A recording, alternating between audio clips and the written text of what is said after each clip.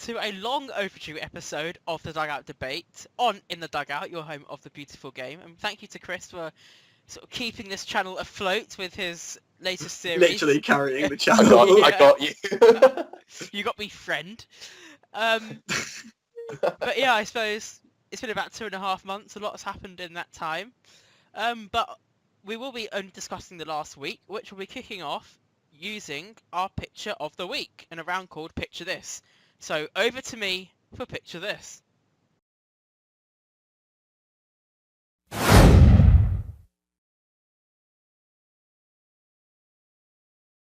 So thanks, Josh, for that lovely introduction there.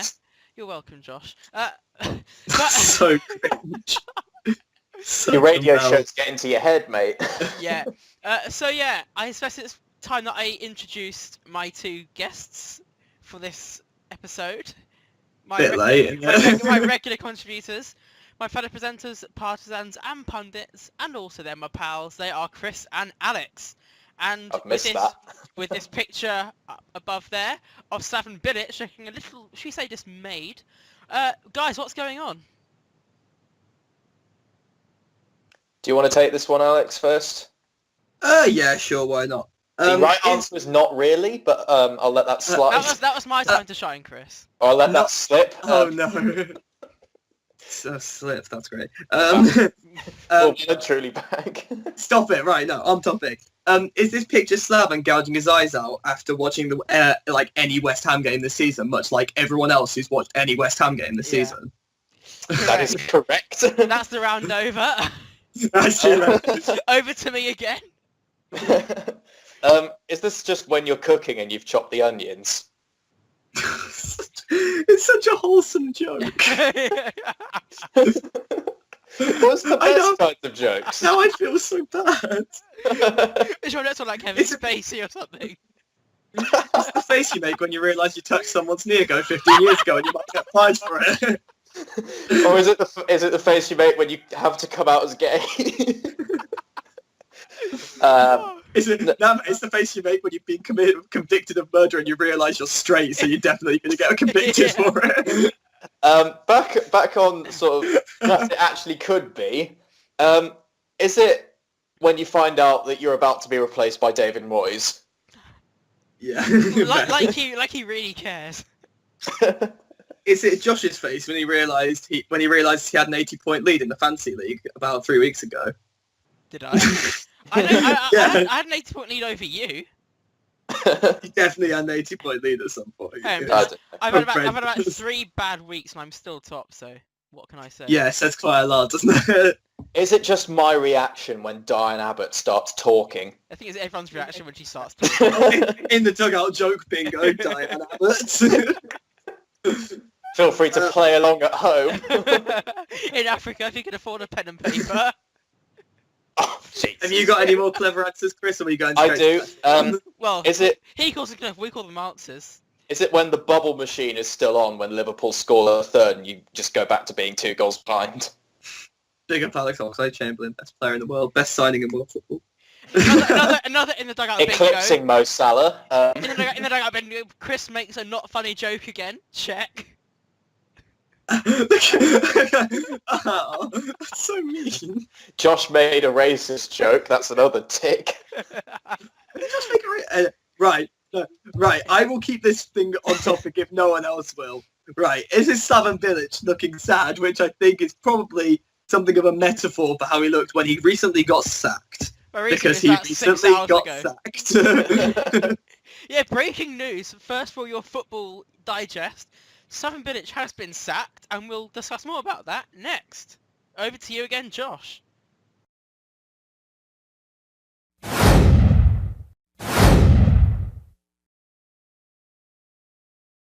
So yes, as I just said, Slaven Bilic did get sacked today being the 6th of November. I suppose the obvious place to start is, was it the right decision? Yes. In layman's terms, in sort of a longer story, it's been coming for Slaven Bilic, really. They've only had 2 wins all season, despite all these marquee signings that they've been getting, like Javier Hernandez and Joe Hart on loan. Oh yeah, that massive marquee signing, Joe Hart. Marco announced the pictures. Yeah, not really, but oh well. Joe, I can't dive to my left arm. But no, it's been coming even from last season as well. The performances, especially at quote unquote home, haven't been satisfactory, and I think it more comes down to sort of the ineptitude of the West Ham board, bearing in mind that the two owners are former pornographers. Yeah, they're definitely going to know a lot about running a football club, aren't they? Well, I don't think that's strictly fair, considering they did a good job at Birmingham, and they did a good job in getting West Ham the Olympic Stadium in the first place. And more importantly, they're doing exactly what they've been experienced at, because West Ham have been getting fucked for the entire season. So, bravo, Mr. Lavery, bravo. High quality, highbrow humour. We've actually had a decent joke. This you. But to actually answer the question, I think yes, it is the right decision because there's certainly a change needed. But I do think Slaven is also kind of a victim of a number of different circumstances. I don't think it's all him. I think that there are players there that very obviously don't want to play there. They have zero passion for the club, and I think from what I could tell, I think Slaven genuinely did care about the club.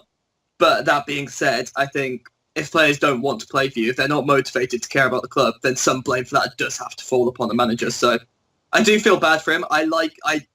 From the outside looking in, I like him as a bloke. He seems like a genuinely passionate manager, but there's clearly some breakdown in relations from the top being him, the board, to the players. So as a result, a change was needed, I think. You only have to look at Liverpool's first goal from the other day's game. It came from a West Ham corner. It was not headed.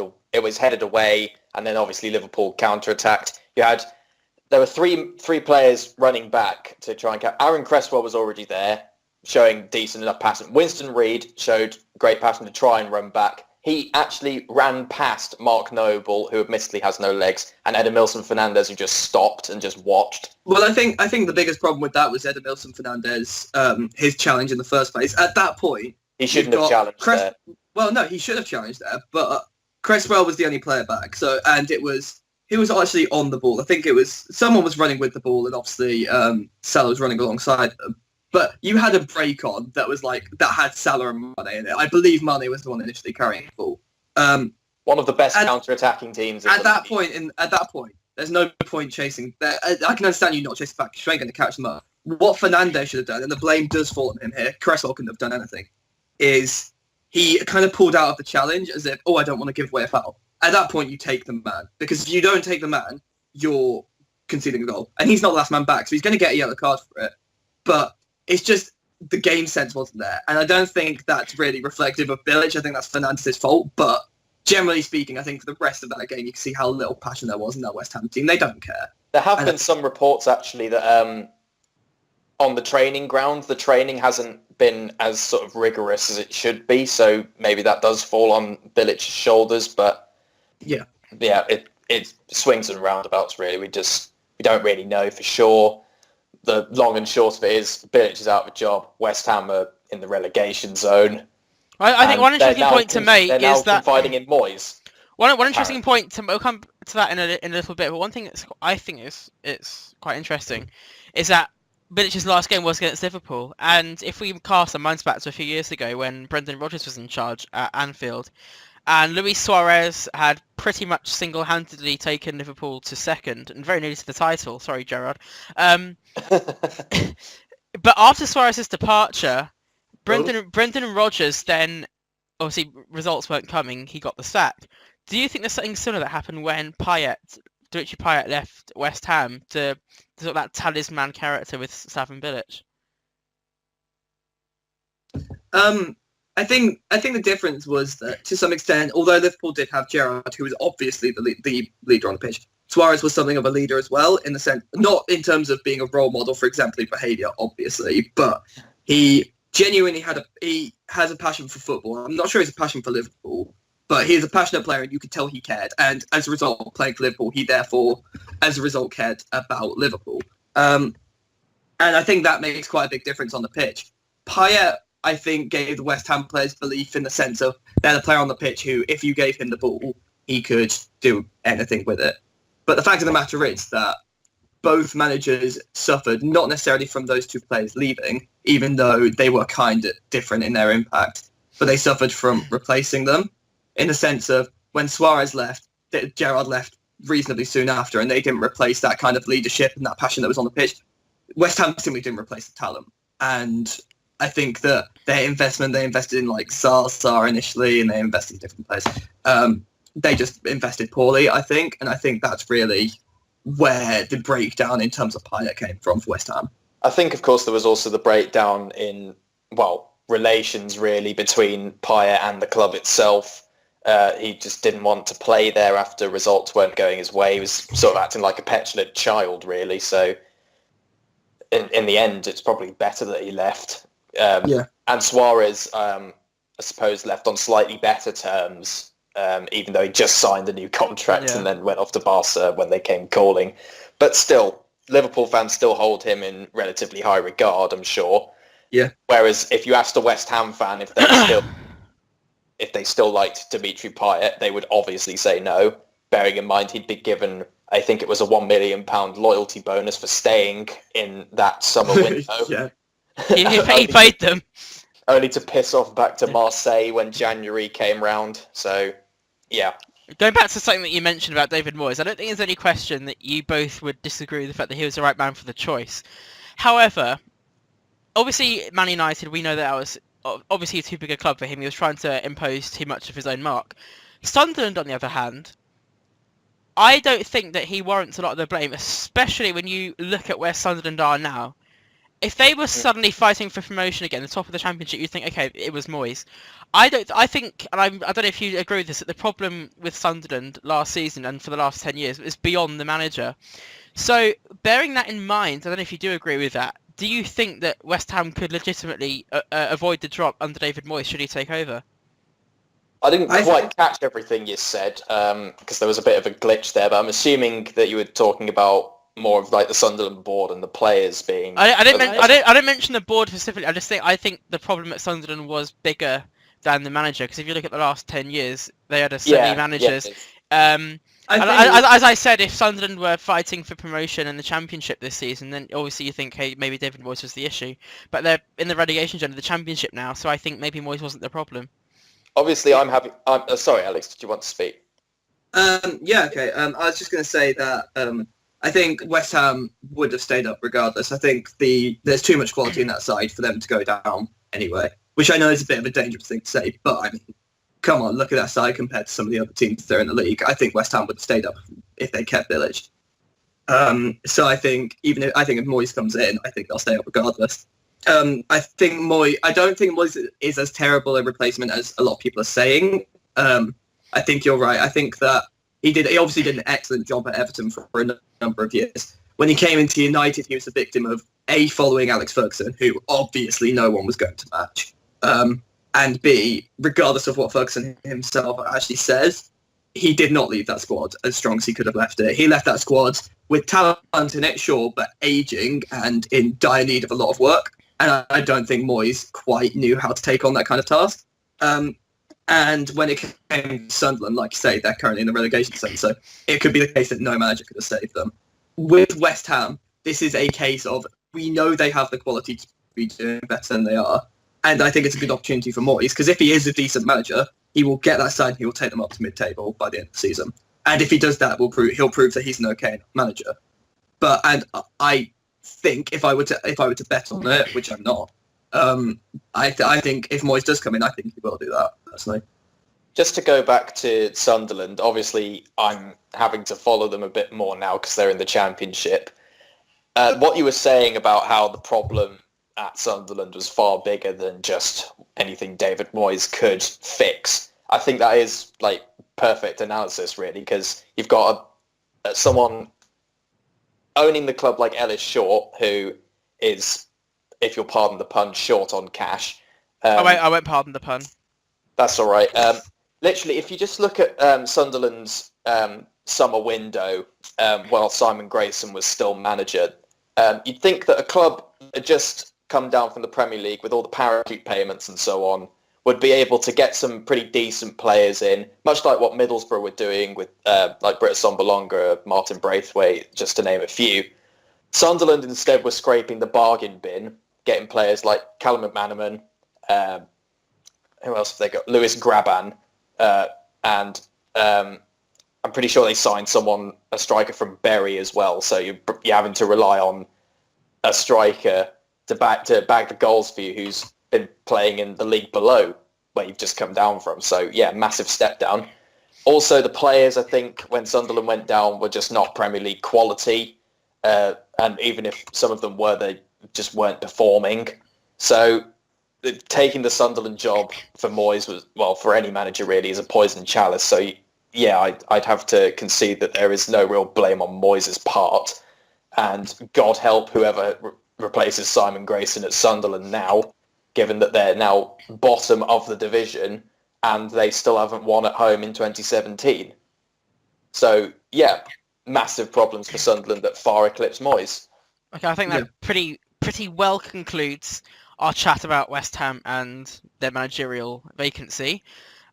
Moving on now to Alex, and we're going to be discussing our fantasy I teams.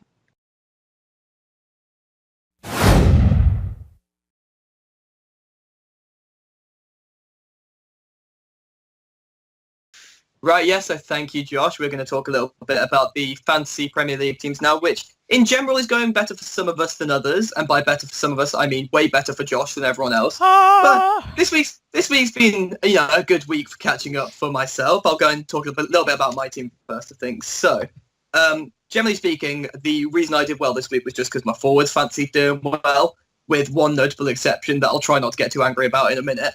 But I had 4 Manchester City players in my team this week, which I think was generally a residual thing from the week before. And they were David Silva, Kevin De Bruyne, Aguero, and Gabriel Jesus. De Bruyne, Jesus, and Aguero all got goals with Silva picking up an assist. So obviously that was pretty helpful when City beat Arsenal 3-1. Aside from that, I had Heung-min Son. I brought him in so that I could afford my captain in Harry Kane, both of whom play for Tottenham, obviously. Son looked to be an inspired replacement, as Son actually managed to go and get a goal. Unfortunately, Harry Kane, who I captained, was my only midfielder or forward not to get a goal, which was a woe that Josh shared with me, and I'm sure he'll go into a little bit as well. But the player that I did actually captain 15 minutes before the fixtures all started off, that I then pussied out of captaining about 5 minutes before the fixtures started off, was Mo Salah, who then went and scored 2 goals for Liverpool. So aside from that, Burnley managed to get a clean sheet, so Tarkowski got a clean sheet bonus for me, as did Jan Vertonghen. But yeah, in general, all round the week just kind of went quite well for me. It was quite a lucky week for me, I guess, in terms of predictions and things like that. But we've got 2 weeks until the next Fantasy I team now, so I guess that what we'll be doing for those weeks will be something we come on to as and when that actually happens. So, Chris, you want to talk to us a little bit about your team? Because you had an all right week as well, didn't you? Well, if by all right you mean mediocre at best. I mean, David De Gea still managed to give me 4 points, even though he conceded. So big save Dave doing the rounds again. Only one of my defenders actually did all right, and that was Vertonghen with the clean sheet. I swapped out Alderweireld because he's injured. I brought in Ashley Young because he'd been doing all right for United so far. He's in pretty good form recently. He then proceeded to... was he playing? Ashley Young? Yeah, was Ashley Young playing? He was playing in midfield, Okay. but counts as a defender, yeah. Okay, so he got me a point. And then I also had Otamendi in at the time.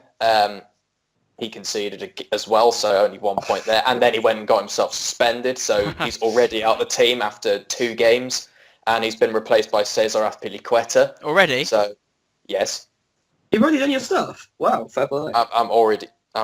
what? Have you already done your replacements? I'm already doing my replacements, yeah. Has he actually been transferred in? No, have you already transferred them in? Yeah. So, Oh, Alex, you're how much are we going to laugh if Cesar Azpilicueta gets injured for Spain? That's why I haven't done any of them, Yeah. because I'm worried people might get injured on international break. Exactly. Now I'm going to do the Slaven Bilic and regret everything. Get sacked. Did you not think about that? Did you not realise why we were going to talk about replacements? No. No, kids. Oh, This is why I'm the people's presenter. No, just going back to my team. Still got Gross in there. Still popping up Gross, assists Chris. every now and again. It's gross. It's Gross, I'm afraid. It's gross. Oh, No, is there an umlaut over the O? I don't think so. I'm sorry. Who studies German here? Me or you? I'm sorry. Who's responsible for the surname of Patrick? Or Pascal? Sorry. It's gross. It doesn't matter. He's still popping up with assists for me. I had Mo Salah in my team as well. Sorry, no. Hold on. Let's stop that a sec. I'm in my second year of studying German at university. Chris has never studied German in his life, and he's trying to correct me on a German pronunciation. Can we just appreciate this for a second? How wrong that is. Can we also just appreciate that it doesn't fucking matter? It mattered to you 5 minutes ago. Yeah, Mo Salah, 2 goals. Didn't captain him. Mistake. Sane, I did captain. Didn't pop up with a goal. Mistake. Even though captaining him the week before worked out pretty well. What was it? 2 goals and an assist. Yeah. So, yeah. And then for some reason I still have Abdoulaye Doucouré because he was doing all right for Watford and now he's not. Don't lie. You've got Doucouré because he's cheap and you need to be able to afford This is true. good players. And him being cheap managed to facilitate Sergio Aguero coming into the team for Lukaku. Because Lukaku, he's gone missing. He was last seen scoring against shit teams. Haven't seen that meme on Facebook, have we? Is that a Chris Fowler original? It's also a good point, though, to be fair. Lukaku He doesn't score against the big team. Harry Kane as well, again, didn't score, but yeah, it's Harry Kane. It doesn't matter. And Richarlison, who is my cheapest striker, is actually scoring in a beautiful piece of irony. I would say it was somewhat able to spite Josh with his choice of Leighton Baines, but that will instantly be retracted because of what happened afterwards, which I'm sure Josh is now going to smugly discuss now. So Josh had a bit of an interesting team on Fantasy I Team, which kind of looked like it was going to be a major bust, which was kind of saved by something of an unlikely elvish-looking hero, which I'm sure Josh is going to wax lyrical about for the next 5 minutes. Well, yeah, after having had several consecutive weeks of Arsenal defenders performing for me, obviously, when they come against a team as strong as Manchester City, that was obviously not going to be the case this week. So, and then Everton went 2-0 behind to Watford, and I thought, oh, mamma mia, here we go again. However... Oh my god, that was genius. However, not only does Leighton Baines get an assist for Everton's equaliser, he only goes and scores a penalty, which is why I brought him in the first place. So, come on, lads. Josh, yes, is rolling in the money again. How amazing would it have been if he'd missed that penalty? Not very. I think it would have been, actually. It does have airs of Kolasinac doing the exact same thing last week for Arsenal. In terms of my midfield, obviously, quite why I brought Kushinazu in is becoming more mysterious as the weeks go on.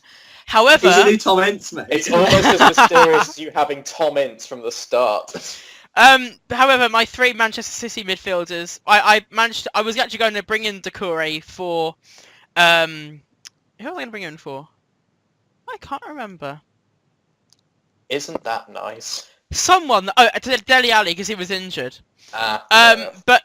No, I was going to bring him in for Christian Atsu, but then I realised that Ali was injured, so more money to have there, so I brought in Sterling. What a good choice that was. He got me the assist, and then I also had De Bruyne scoring the goal, Silva with the assist. Jesus comes on and scores as well. Up front, Lukaku and Kane disappointing weeks. I had Kane as my captain, so I probably shouldn't listen to Alex, not listen, just do the same as Alex in the future in terms of captain, because that doesn't ever go well. So yeah, I'm still top by I think about 27 points, something like that. So a decent way. And we'll see what happens next week. Yes, that kind of rounds up what all of us are sort of doing in the Fantasy I Team. Also worth noting that I believe for the first time this season, mainly because I've been laying the side down for most of it, I think this is the first time all 3 of us have currently been in the top 3 people in the overall standings of our league. So big up. Yes, I'm pretty sure it is. You're 3 points ahead of the 4th place person. I'm sure big man Matt's attack will make a stunning comeback in a few weeks. But that does almost as stunning as his Skyliner. We love you, really. We love you. You're not African though, so. I think that does bring an end to the Fantasy I Team round, and I believe next we'll be talking about the number of the week, which is also going to be hosted by the person, in my opinion, who is the best and most talented member in the Dugout team, me. So, and to quote Josh, I'll hand it over to me now.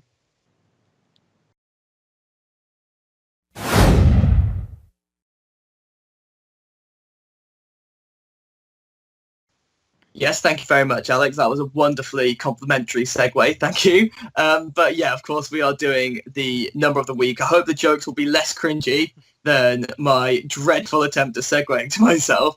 But yeah, the number is, of course, 178 this week. So, Chris and Josh, one of you start us off. What is 178? I think I got the most, so I should kick us off. Is it how many weeks has it been since we last recorded? Feels like it, doesn't it? Yes. Is it at what age will Arsene Wenger retire? Well, actually, on a similar note to that, is it after finishing mid-table and trophyless at the end of this season, how many years will his next contract extension be? Awesome Wenger jokes, check. Yeah. Is it how many Chris Sambers equate to one John Terry now he's broken fist? Chris Samba is a wonderful centre-back, don't you? He scored for us, a little consolation, to be fair to the man. So, yeah. Get ready to check another thing off the bingo list. Oh, good.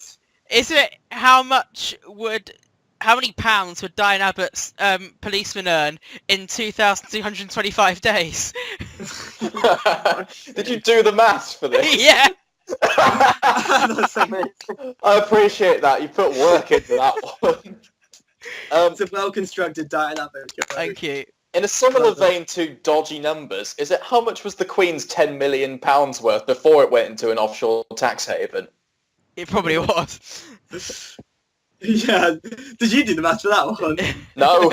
It was in the news, so it's relevant. I did the maths for this one. Is it how many times did Chris say "in the U" inappropriately during the last time we recorded?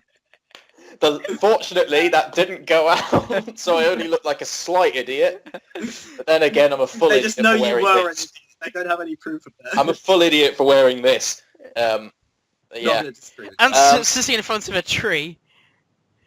It's not a real tree. Oh, thanks for that one. Oh, thanks, David Attenborough. Well, if you're going to make stupid remarks, don't. Chris, I would say it's a really nice painting. That's a nice painting. That's a lamp, Jack. That's such an in-joke. Don't know why. Right. Yeah. Any of you have any more clever? I do.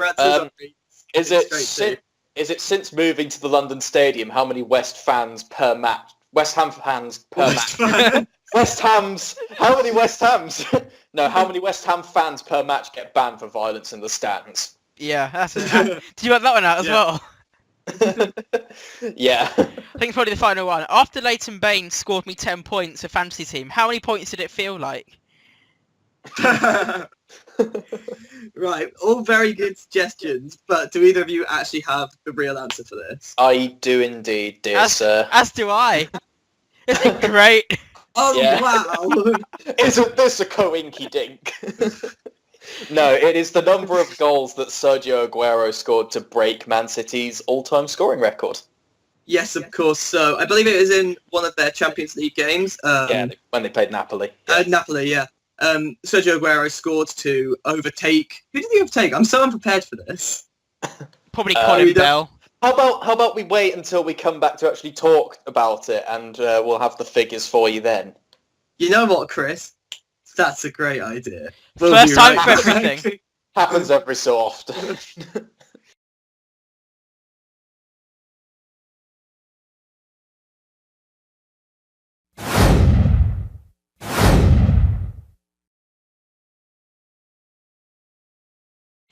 So yeah, despite of Alex's segue, I am introducing and leading the discussion about Manchester City, but primarily Sergio Aguero. Obviously, he's their top scorer now, and if I just overtaking Eric Brook, just to clarify that from earlier. I did not know that before. Good thing I actually knew that after we Wikipedia searched it. If we look at, let's say, Manchester United, Wayne Rooney is undoubtedly not United's greatest ever player. But is Sergio? I know it's a whole different ball game with Aguero, but after what he's achieved and after the last-minute goal in 2012, is he City's greatest ever player? I think that comes down to a question that has become something of a problem when we've done previous debates, which is what defines a great player? Is it actual talent or legacy? And I think when it comes to legacy, you now kind of have to say yes, because people make a lot of jokes about Manchester City not having history, but those jokes are made for a reason. They have basis, because City only really entered this era of any kind of relevance or success. They got taken over in 2008. So from that up to that point, you didn't really have players making a huge name for themselves at Manchester City. I mean, you mentioned the name that Walker must have had some kind of relevance. So I guess you could argue Colin Bell to some extent. But I mean, in terms of actually bringing a great deal of success to Manchester City, in terms of sticking with the club and actual achievement, Sergio Aguero will go down because he won Manchester City their first ever title. He was in the team when they won it, and not only that, scored that pivotal, famous goal in the 93rd minute to actually win the game for them. And on top of that, he's now their record goal scorer. So taking into account legacy and the fact that he probably is one of the more talented players to have ever played for City, I would personally have to say at this current point in time, he is the greatest player they've ever had. There are current players in the team who I think if they continue to play for City could potentially overtake him, Kevin De Bruyne being the first name that pops to mind. But for now, I think yes is the answer to your question. Chris, do you agree? I mean, I have to concur with Alex. Aguero, when they brought him in from, it was Atleti that they signed him from. Yeah. So he's been at City for a pretty long time now, a good few seasons, and he's had a good few seasons with City. I mean, you can say that they only have him because of the money that they have now, thanks to being bought by the City group. But obviously the price tag that was put on Aguero has been vindicated, because obviously now he is the top scorer. You don't get to that stage without an incredible amount of talent and effort going into your performances on the pitch. What was the name of the chap who he's overtaken? Eric Brook. Eric Brook. So, and he, if I remember rightly, he was there from was it 27? 26 to 40. 26 to 1940. So that's a period of 14 years. Aguero has been at City for how long? Since 2011. That was his first season. When they won the title. So. 6 years. I mean, he's managed to reach that tally with, in far less time. Considerably less time. They probably had significantly more games, though. If you think about all the Champions League games and everything. Yeah, that's true. And he's also had, let's not beat about the bush, a better squad around him as well. And also getting further in different cup competitions. So I suppose it makes logical sense that he would have. It does. But yeah, he's obviously going to go down as a legendary City player.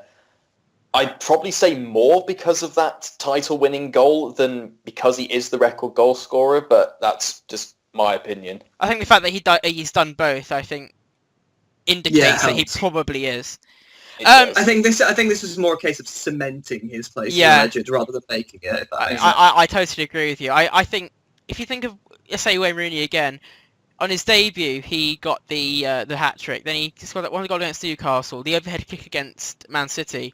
Apart from that, you can't really look at any stand-up moments in Wayne Rooney's Man United career and think, that was I remember where I was when I saw that goal, when I saw that moment. Whereas I think with Aguero has certainly given City more of those moments, like scoring 5 goals against, I think it was Newcastle a couple of years ago, the goal against QPR in the dying seconds to win the title, those sort of things, alongside becoming the record goal scorer. I was going to say, I think that's kind of more down to the type of player that he is, but I'm not entirely sure that massively affected, just purely because I can think of more moments. I'm not a United fan, obviously, but I can think of more moments where my jaw was absolutely dropped to the floor by Dimitar Berbatov in his, 3 years at United, than I can of Wayne Rooney at his decade plus at United. So I think there is something to say about not necessarily just the types of goal that Aguero scored compared to Rooney, but I think, like I said, it was a point that you kind of touched on. I think it's the occasions, the times where he popped up when City really needed him, and I think that kind of player will always go down in history for a club. Well, moving on to City as a whole, obviously they're way out. I think it's 8 points clearing out the top of the Premier League table, going into the 12th match, which is a couple of weeks' time. Is the title over already? The title race, sorry, is it over already? No. No. Not by any I stretch of the don't think so. imagination. I think something that always plays into the title, especially later in the season, and will always play into the title, is how much teams are affected by how far they get in other competitions. And as a little bit of foreshadowing for the final topic we're going to talk about, I can see City going quite far in quite a few of those competitions. So much further, perhaps, than the likes of Liverpool, who got knocked out of the Carabao Cup in like the first round they played in. Obviously, Liverpool aren't title contenders. I'm not trying to claim that, but just as like a comparative point, Yeah. I think that I still at this point think that the title is realistically between City, United, and maybe Spurs. I would be very surprised if City didn't win it, but if City go through the motions of being in 3 or 4 competitions by the time we come around to March or April, and United and Spurs are only in 1 or 2 each, then the question then is, do City have the squad depth to go on and continue to win the league? Which isn't certain. We don't know if they do. So, do I think City will win the league? Yes, absolutely. Is the title race over? Not by any stretch of the imagination, just because we don't know how they're going to deal with that sort of fatigue later on in the season. I also think you have to bear in mind what happened with City last season. They had an electric start, and then it all sort of collapsed around Christmas. So perhaps it might be the same sort of thing that will occur eventually, because I feel like they're riding a wave, and the wave will crash eventually. You can tell I've been watching Blue Planet 2. And you said you haven't used that metaphor already. Yeah, of course not. In our private chat, no, I didn't say that at all. But yeah, it obviously with last season, Pep had a lot of an aging City squad, and now his squad is not only far younger, it's far more sort of adept at Pep's sort of style of play. So I may be wrong. I'm happy to admit if I'm wrong if City do go on to continue this amazing form. But I will say that I will ask this question of us all. Why didn't any of us predict City to win the league? Well, I think it's a different... I don't know if you're asking this genuinely or sort of sarcastically, but before the season started, I don't think that there are indicators that would have suggested to anyone other than United winning the title, just given the brute force that we had and the reinforcements that have been brought in, whereas City, we weren't sure about their defence necessarily because they brought in a lot of new players, and we weren't sure if it was going to take them time to bed in. But obviously they've proven us wrong, so I think that's probably... I made a different mistake. I made a different mistake to you guys, because I think I had United at 4th. You had Chelsea to win, didn't you?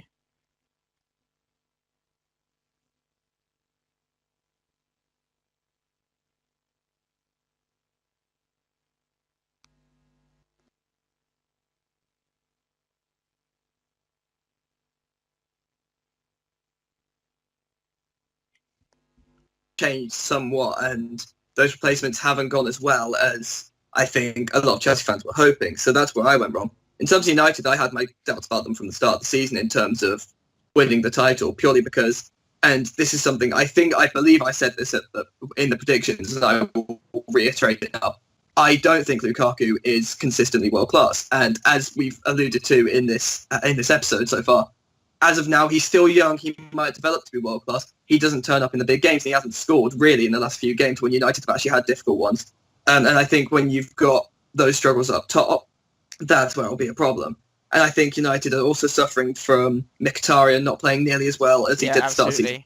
And I think the big thing that's really jolted United, I think United would potentially still be up there with City, despite what I said at the start of the season, if Pogba hadn't been injured. I saw some stats today which is like, they've created about half as many chances, scored half as many goals, created half as many like actual proper goal-scoring chances as well, without Pogba in the side. He is such a key player for them, and losing him made a real difference. So City haven't really been rocked by a proper injury yet. Aguero was out for a couple of weeks, but what's a couple of weeks, really? And I think should City remain injury-free for the rest of the season, they'll be fine. But it'll be interesting to me to see what happened if maybe not even an Aguero, but somebody like somebody like Sane or De Bruyne, or maybe even someone like Fernandinho, who they don't really have a suitable replacement for, does get injured in the season. Yeah, I think an interesting point that you have alluded to is that I think Man City is so far ahead, yes, because of their obviously of their power and how well they're doing, but I think a lot of it is down to the fact that United has been falling short too many times, dropping points where you should not be dropping points. How the hell are we losing to Huddersfield?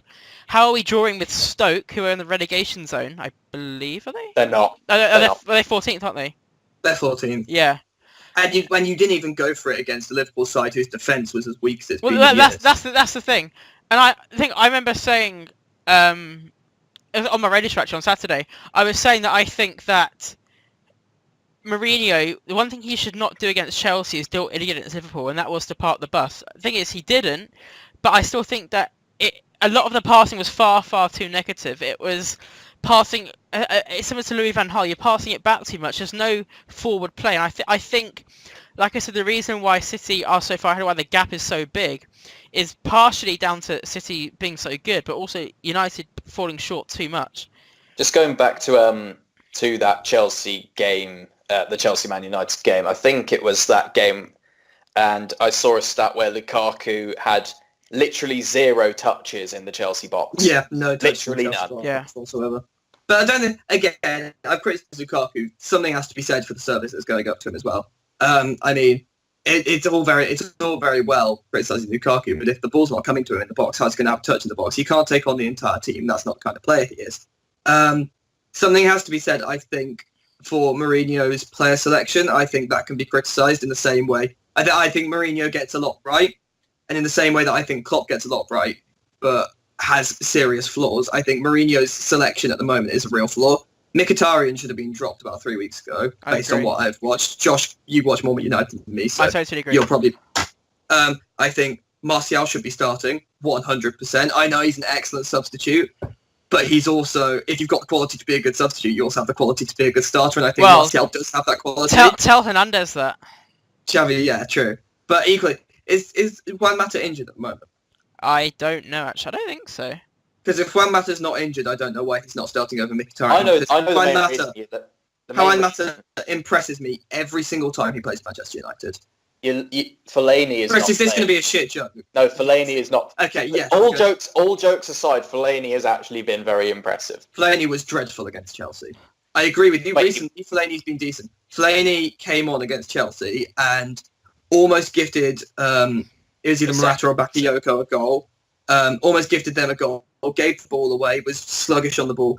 Fellaini is good in certain situations, but he was awful against Chelsea. I don't really think he comes into a conversation about whether City are going to win the league. I also think that Nemanja Matic, at the beginning of the season, I think he was one of our best players, by far. I don't think he's been performing very much either in the recent weeks. And I think when you have these players in these key positions, those kind of the nucleus of the team, it's all well and good saying Lukaku's not scoring, but like you said, if the service isn't coming to him, if the build-up play is not happening, then he's not going to score. Well, it's interesting to note, isn't it, that Lukaku's goals dropped off significantly once the main provider of key chances and assists for the Manchester United team got injured. Exactly. That's natural. It will be interesting to see how Lukaku does in the narrative around big games when people like Pogba are back. But yeah, I think those are really the only two teams you can talk about. I think we probably should wind. This has probably gone longer than it should. But yeah, moving on to our debate, which will be led by yours truly. So see you in a minute.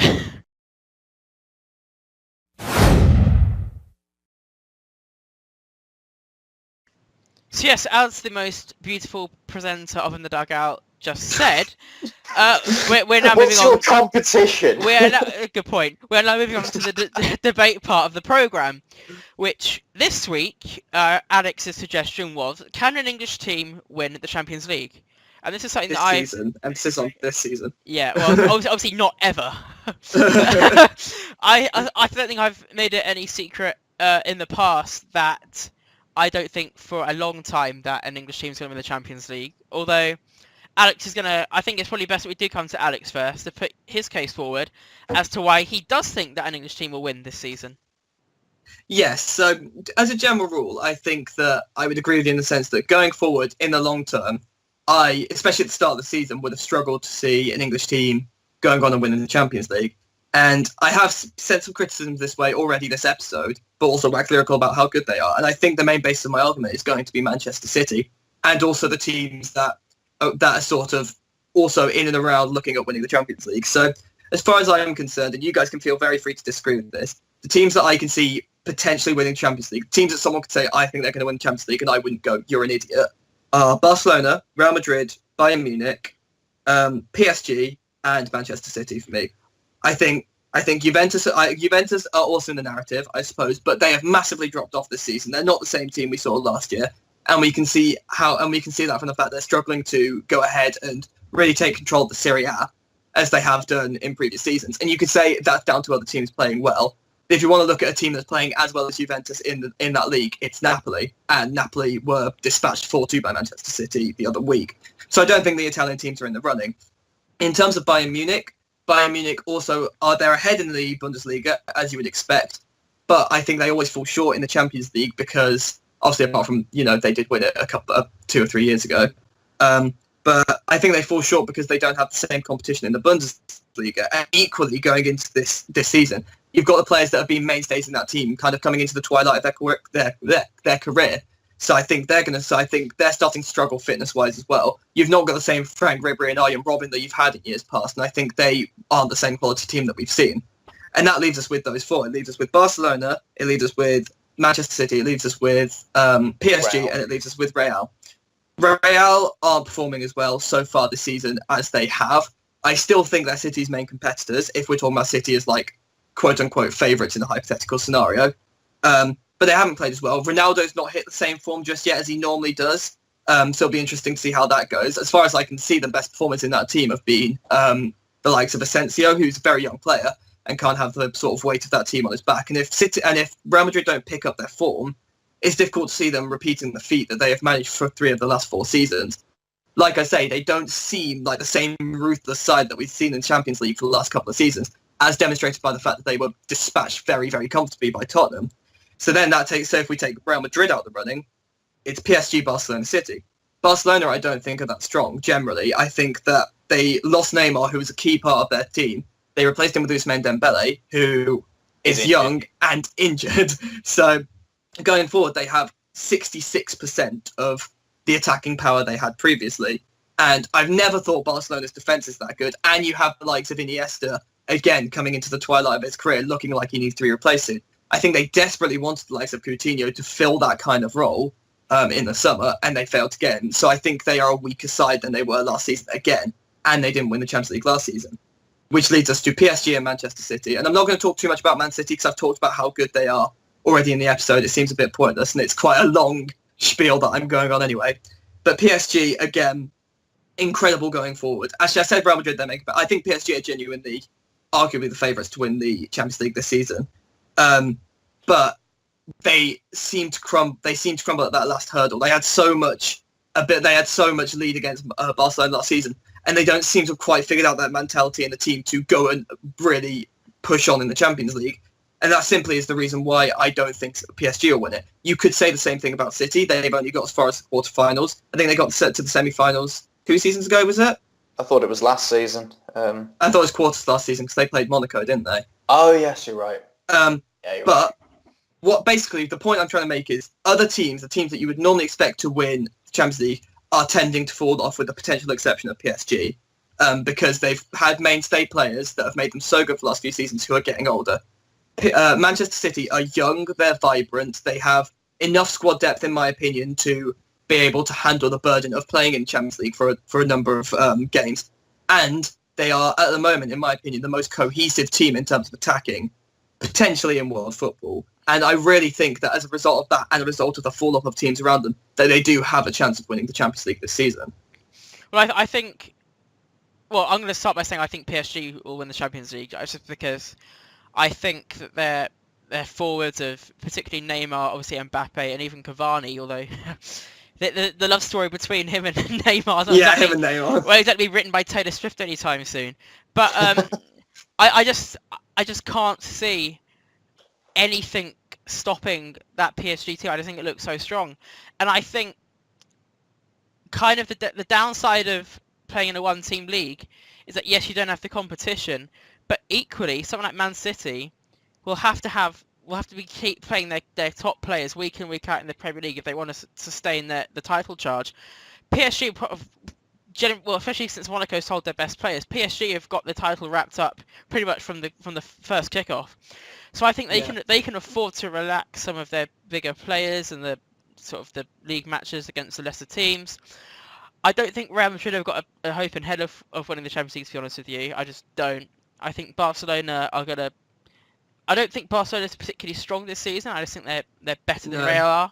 I think it's a case of being sort of the lesser of two evils in that regard. I don't think they'll win the CLI to Barcelona. Even going on to the other English teams, Liverpool, I'm not deliberately being biased, but they aren't going to win it. United... No, Liverpool. That's the thing. Liverpool, I think Liverpool, Chelsea, United, all of those three quarterfinals is as far as they're going to get. I think Spurs could maybe... Spurs could steal semi-finals, maybe. I don't think Spurs like I say, I think City could potentially go all the way. Just to reiterate my line, actually, in case I didn't make it clear, you guys can clarify this. This isn't me backtracking. I think City can win the Champions League this season. If I were a betting man and I had to bet on a team to win the Champions League, it wouldn't be City, it would be PSG, but I think City would be second.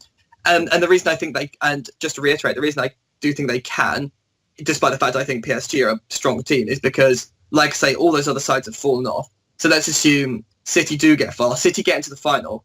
That's one game. That is one game, and let's say it's City versus PSG, the two teams that I think are the strongest in Champions League at the moment. You've got Pep Guardiola versus Unai Emery, and I think Pep Guardiola is the better manager. So tactically, anything can happen in that one game.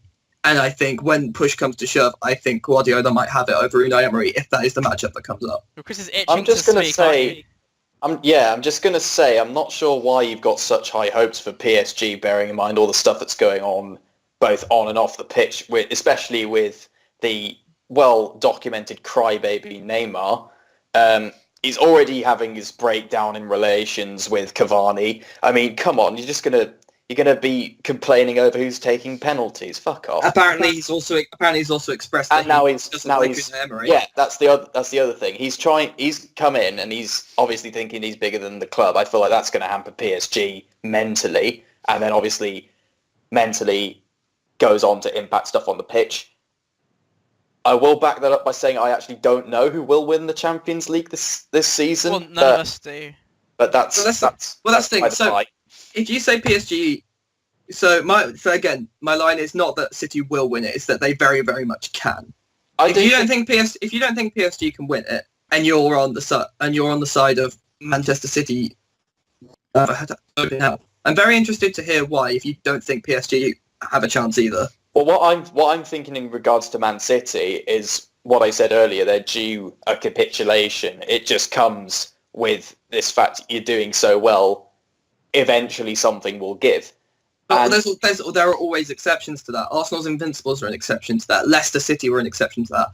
I see absolutely no reason why the way they're playing at the moment with the quality of players, City aren't playing above their standards. City have the players to be playing this way, and I really any reason why they can't be one of the teams that doesn't fall off.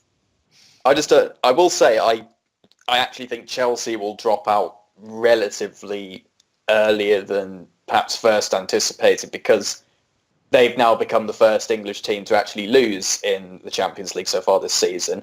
And they did it to, shall we say, perhaps, and this is not going to be disrespectful to Roma at all, because they outclassed Chelsea in that game. But if you look at Roma, they're not exactly... If you look at Chelsea's group, they've got Roma, Atletico Madrid and Qarabag. Yeah. Out of those other three teams, I at first expected Atleti to progress. Yeah. Well, not necessarily to top the group, but to progress alongside Chelsea. Roma have just been blowing my prediction out of the water there. Well, that's the thing. You've got to bear in mind, with Roma, I think where it's important not to get confused with Roma is that Roma have some absolutely quality players dotted around the pitch. For example, I think Kostas Malas is a fantastic centre-back. I think Florenzi is a fantastic right-back. Edin Dzeko's coming into... Dzeko's really playing amazingly at the moment. And El Shaarawy with 2 goals on the night, he's suddenly burst back onto the scene. The likes of El Shaarawy, the likes of the other midfielders that they have, I think they've got Maxime Gonalon and they've got De Rossi, whatever. they're good players, but they're not Got- world class. yeah. Chelsea's team in general should be outperforming that Roma team. Yeah, and the fact that they are the reigning champions and they were outclassed by Roma just suggests to me that easily the same thing could happen to City at some point in the competition. Well, But here's that's a City- good stat. All right. Out of all the teams in the Champions League, I don't know if you're looking at the tables, but out of all the teams in the Champions League groups, who is the only team that has not conceded a goal yet in the groups, and that is the top scoring team? It's PSG. And okay, they got Celtic and Anderlecht. They've also got Bayern Munich. So to not have conceded against Bayern Munich, They did. They battered Bayern Munich. I accept that their Champions League form hasn't been mind blowing, but they're still a top team. And so to be for a team that is, I don't know how you would both word this, sort of, especially Chris saying not all there. So it's not only is their attack particularly forceful, but their defence is incredibly strong too. And I think that is what's going to hold them in such good stead. I think that's probably a naturally decent ending point. Because Yeah. you've got KFC en route. Yeah. Okay, so obviously People's Presenter Oh, drawing that's that then. drawing this episode to a close. So I won't wait this sort of farewell drag on too long because Alex has got his KFC. But hopefully this won't be the last goodbye for another 2.5 months. Hopefully we'll be seeing you again next week. But yeah, if you do think that an English team could win the Champions League this season, then feel free to give us a comment down below. Don't obviously always forget to like, comment, share, and subscribe. And until the next time, we'll see you then. Thanks for See watching. you later. Thank you. Like, follow, and subscribe for more content from In the Dugout, your home of the beautiful game.